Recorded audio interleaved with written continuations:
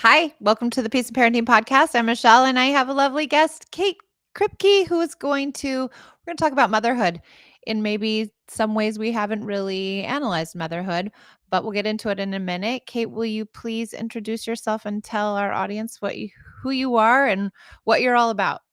Yep. Thanks, Michelle. So happy to be here. I am a licensed clinical social worker by training, perinatal mental health counselor by training. I am moving out of 20 years of doing more clinical maternal child mental health work and doing more advocacy and teaching and mentoring. And my greatest love is in helping those of us who are moms really understand the neuroscience behind attachment and the really phenomenal impact that our own sense of self and the way we move through the world directly impacts our kids and our relationship with our kids. I've got two teenage daughters, 16 and 18.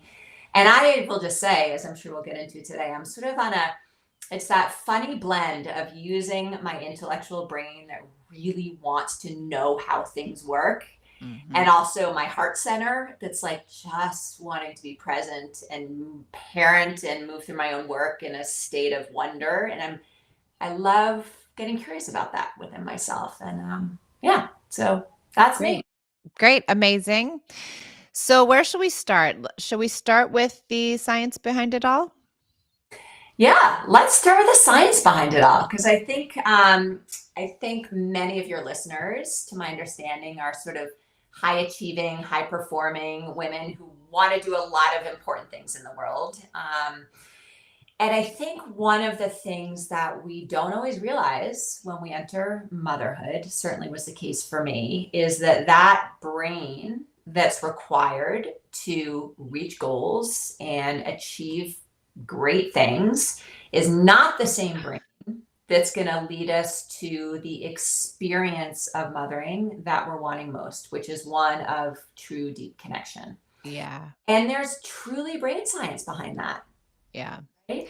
Yeah, I think I never really thought about that idea, but I think for me too, and just personally, I like to achieve, right? I want to get things done. And I was a teacher and I ran my classroom like that. Like we were very organized. We're going to get things done. We have, a schedule. And I tried to run my home like that and nobody liked it.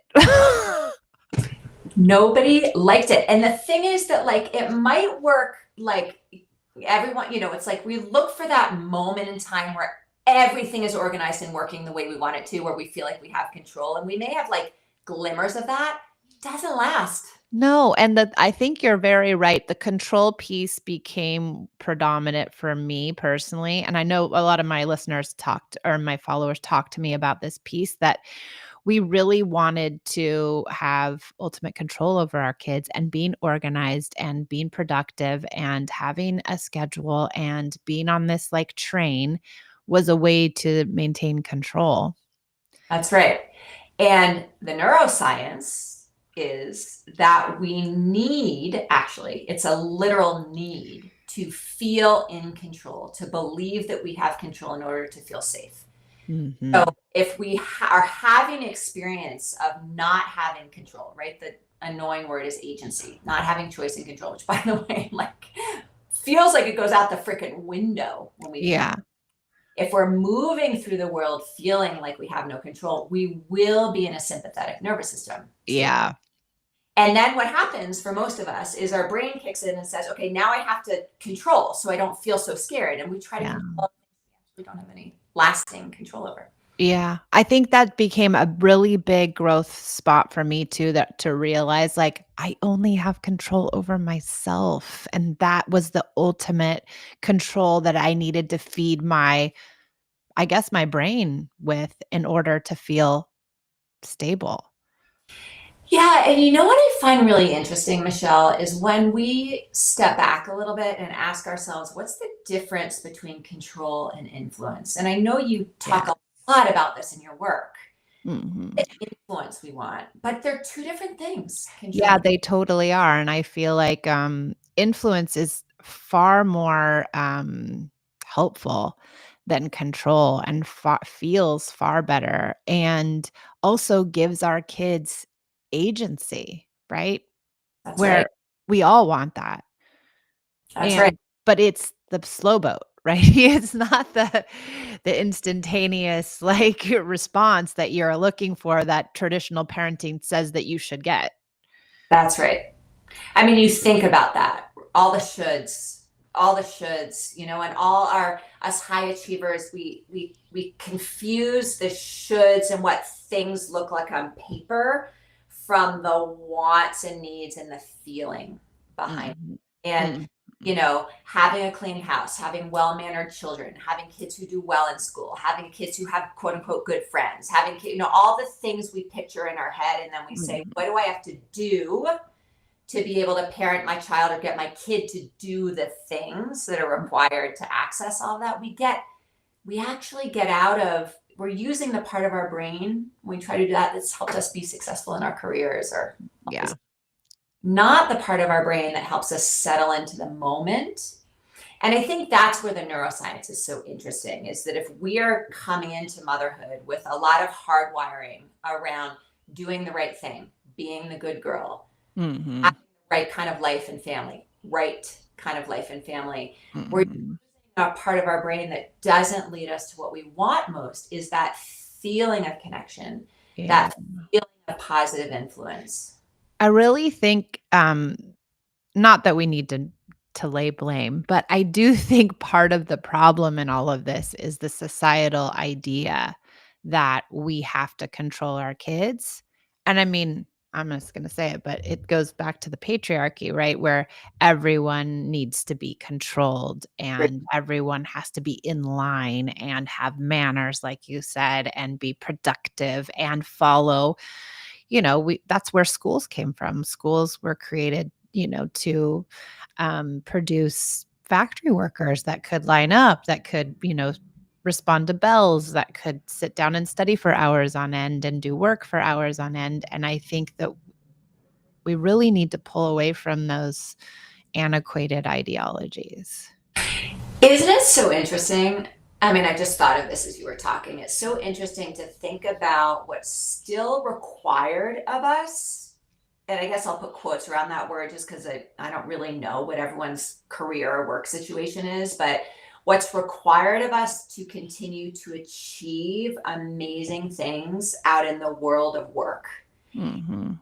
So often we're still trained and taught that patriarchal version Mm. of success, right? Control and organization and doing and having the right answer and controlling and all those things. And then, of course, shift that over to parenthood, which again, it's like this different way of interacting with our kids that requires not controlling, but really being steady on the inside Yeah. so that we can show up from a heart space, Yeah.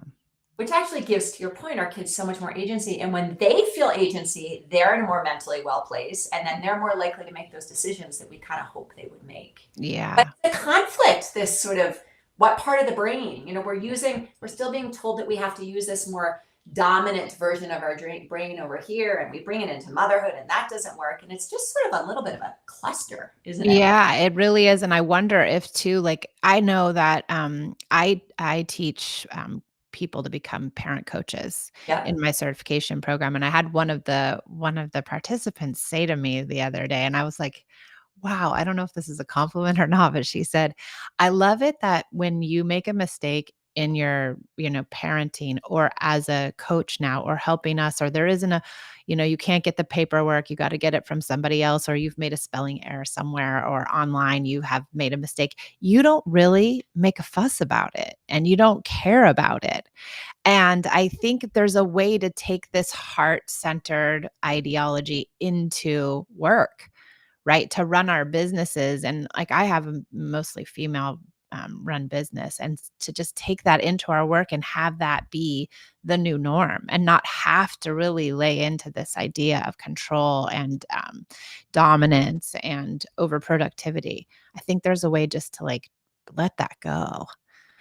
Yeah, I mean, what I hear you saying is really the pathway to feeling in control. which is a different experience than being in control or doing the controlling, right? It's that feeling of steadiness on our own 2 feet, even when we Mhm. or make a mistake. And that can be looked at in our professional, like we all, I mean, I'm sure, I don't know you well, Michelle, but I get this sense that like integrity and, doing things intentionally are really important to you in your business life. And of course, we want to be bringing that into our mothering as well. Yeah. And we have to land somewhere different within Yeah. ourselves to access that on both places. Yeah, I think you're right. And I think that becomes this really beautiful place of growth when we can let go, like you said, let go of the control really and just lean into agency and hope for influence. And that's for some people, for me, that was mind blowing because I was so wired the other way. I grew up the other way. I performed the other way most of my life. And so when I found that out, I was like, wait, hold on. Everybody needs to know that you don't have to have control. Same. Yeah. Yeah, you don't have to have control over the things that you can't control. And I think that's what you said earlier, right? We actually can get to that place where we feel in control. Yeah. It has to do with how are we tending to ourselves? That's right. What does that look like? And when we show up at work with our colleagues or our clients or whoever, and when we show up at home with our children or our partners or whoever, from that place, we have more of a positive influence. Yeah. I said something to you before we were recording in another conversation, and I think maybe it's worth just bringing it to the table here because I'm Yeah. not sure we all understand this the way that it feels important to explain. I do know after, the clinical work that I did for years and mothering my own kids and Lord, my own journey of this, because just like you, Michelle, it's like, oh gosh, I feel better in my body when I'm not trying to control everything. So I want to keep practicing this. Yeah. But it's this reality that, maternal and child mental health are so deeply interconnected. And Mhm. look at what leads, and we're in a crisis right now, maternal mental health crisis, child mental health crisis. Mhm. You look at what really is the source of a lot of this, and I don't mean to discredit biochemistry or missed, systems that aren't working, but when we really go into the source, it's often how we're talking to ourselves. Like, what is the belief I have about myself that's Mhm. either leading me towards a sense of freedom and growth and opportunity, or creating fear and tension? And Mhm. what I said to you on the call was, I think essentially what I was saying is, Kate Kirpke, how I feel about myself is how I will feel about my children on some level, whether I'm Yeah. conscious or not. And I have 2 daughters, and how I feel about my children, my daughters, is how they will feel about themselves. Yeah. And Totally. to me, a like hard stop at, oh crap, Mm. I got to do some work in here because I do not want my daughters to feel the way I felt when I entered. No. And that brings me back to this woman who was talking to me in the certification, and she was so flabbergasted that I wasn't, balled over by my own mistakes. And I think we have so been chastised for our mistakes growing up, right? I was for sure. And then, that's why I teach a punishment-free ideology, is because that really lends its if you are punishing yourself from your mistakes, like this woman obviously does, and I totally have in the past, you are going to want to punish your children for their mistakes. You're going to think of them as wrong, right? And that they need to be taught a lesson. And I think that's part of what's going on for mothers is they feel bad when they make a mistake and they can't let it go for themselves because they've grown up in a world that chastised them so deeply. They feel bad when they make a mistake, and then they fear their children making mistakes Yep. because they don't want their children to feel the way they feel. So then the fear becomes not just about me making a mistake, but about my child making a mistake. Right. So I then micromanage, Yep. I Control. control, exactly, because I don't want my child to make a mistake and feel Yes. shame of making a mistake. But that is not about my child. That is No. all about me. And also, if you're giving this place of of mistake-free guilt and shame. If you have this home that there's no shame around mistakes and there's no guilt and there's no anything around mistakes, you've just remedied it. You don't even need to do anything else really. But Yeah. it took me a long time to get there. I still go to a place of shaming myself in my worst moments of really making bad mistakes. I go to a place of shame because I grew up like that. Well, you grew up like that. And again, as you said earlier, whether you are a part of your community here of podcast listeners and followers or not, society has a lot of shoulds around what it means to be a quote unquote good mother or good parent. And if we're looking at Mhm. a place of, I mean, I don't know about you, Michelle. I think probably I've never met a woman that doesn't want to be a quote unquote good mom. But the moment we Of have course. that term, I want to be a good mom, is the moment we're fearing being a bad mom, which Yeah. then has us all caught in a cycle again, right? Yep. First Yeah. wrong, don't want to make a mistake. And so it's the whole structure around mothering and parenting in general is set in this faulty matrix of Yeah. right, wrong, good, bad, and Yeah. point, which is about connection. I know. And then our sweet parents go to this place of, like, trying to make sure their kids don't make mistakes because they feel like you said, they don't want them to feel this, shame and guilt or whatever it is. But in fact, it's so good. It's so good. It's so good to just have that internal shame and guilt and not have the external where everyone's, chastising you. But if you just have that internal shame and guilt, it actually teaches you beautiful lessons. Yeah, shame is a tricky one, as I know, like I like to try to separate those two just because shame, in my experience of my own life and sort of the work I've done, shame can freeze us. Yeah. Guilt, I think, is a useful feeling. Like all feelings, guilt is a very important, wise feeling to lean into. Many of us were not taught that feeling emotional discomfort is okay and wise. We were taught to do everything so we don't have to feel emotional discomfort. That's right. Yeah. Yeah. And so we shy very far away from any of it. Yeah. Yeah, do. So maybe the kind of the sort of point of all of this is to say that from a neuroscientific place, if we enter motherhood with this belief within ourselves, I have to be right. I have to be in control. I have to know the answer and what I'm doing. We're Yeah. entering motherhood from a fear-based place. Yeah. If I'm entering motherhood from a fear-based place, my brain is already in reactive mode and I'm looking outside of myself for the answers. And if we can notice that and tend to ourselves first and tend to our own limiting beliefs about ourselves or our own background so that we can enter these moments, these uncomfortable moments with our kids, of which there are many, they're beautiful, Mhm.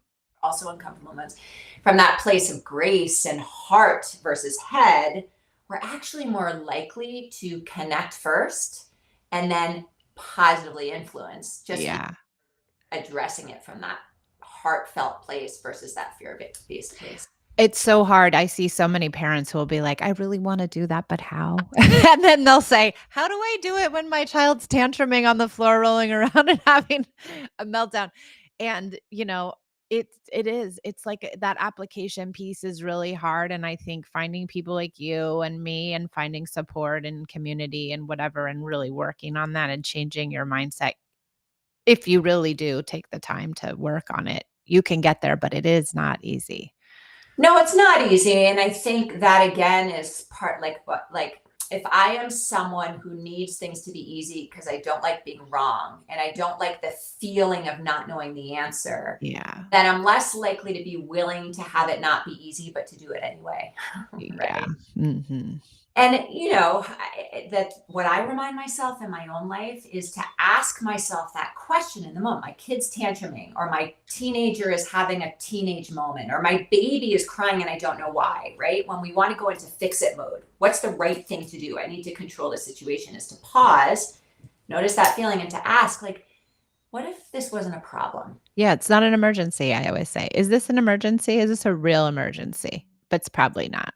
Probably not. And then before I do anything, say the right thing or pull out the right technique or parenting Yeah. is just to like invite myself back into my heart, feel my feet on the floor, take 4 deep breaths.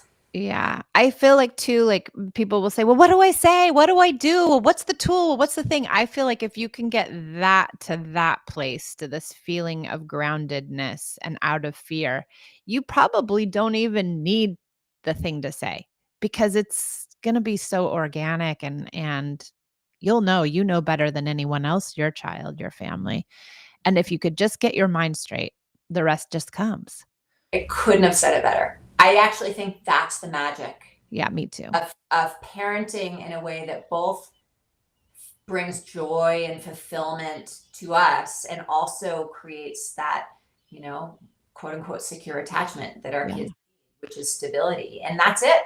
Yeah, we Don't don't need, need the perfect thing to say. nope. You don't need the script, you don't need the trick, you don't need the tip, those things don't work anyway, that you just need the mind right. You gotta get your mind right. I have a really lovely client, she's an attorney, she's a very high functioning attorney, right? And she always pushes me to, like, give her, "But tell me what I need to do." Yeah. Like, "Give me X, give me Y, give me Z," and then she'll come back and I'll say, "Okay, but I'm gonna give you these things, but the idea is really to change here." Right? And then she'll come back and she's like, "Well, that didn't work." And I was like, "Well, that makes sense. That didn't work. Now tell me what else to say. But you said last time do this." I said, "But it's so nuanced. I can't even tell you what to say or do." So it's funny, I would put myself in that category of your client. I mean, recovering, right? I don't function Yes. as I'm practicing and practicing all the time, but that for me, one of the hardest things for us really high achieving women is to sit in the not knowing and Yeah. sit in the discomfort of the not knowing. And I just got off, a call with someone who, quite frankly, when she was raised, her parents would sit over her, and if she didn't get the right math answer, they'd bop her, I right? Like it was not safe to not know the answer. Her hardwiring is love and safety comes with knowing. Yeah. Not knowing is not safe. So that's an extreme version of that. But think about that for a moment. Yeah. So many of us are like, but I need to know because I don't like the feeling of not knowing. Yeah. And like that's where the magic is, isn't it? Which is Yeah. scary, scary, Well, scary. we're lucky because we've been doing this for Right. 18, 19 years, and these lovely, sweet, amazing parents are just getting started, so I remember it all very vividly. Well, and still, I mean, that's why I love having conversations like this, Michelle, because I'm constantly needing to remind myself. And the more I say it out loud, the more I'm like, oh, right. Yes. Thank you for That's reminding this myself. work is for me, not for anyone else. It's actually just to keep me on the straight and narrow. Oh my gosh. I am right there with you. Yeah. Totally. Totally. This was really lovely, Kate. Thank Yeah. you. I'm Yeah. really glad we got to do it. I'm hopeful that the conversation is helpful for Yeah.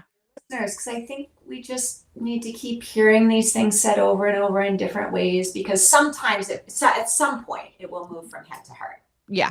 Have to keep Yep. influencing ourselves in it. Yeah. I have a client, also a different client, who's just like, "I've already asked this question 10 times." And I'm like, "That's okay, because we have to hear it again and again and again and again before we get it." Yeah. So this is good.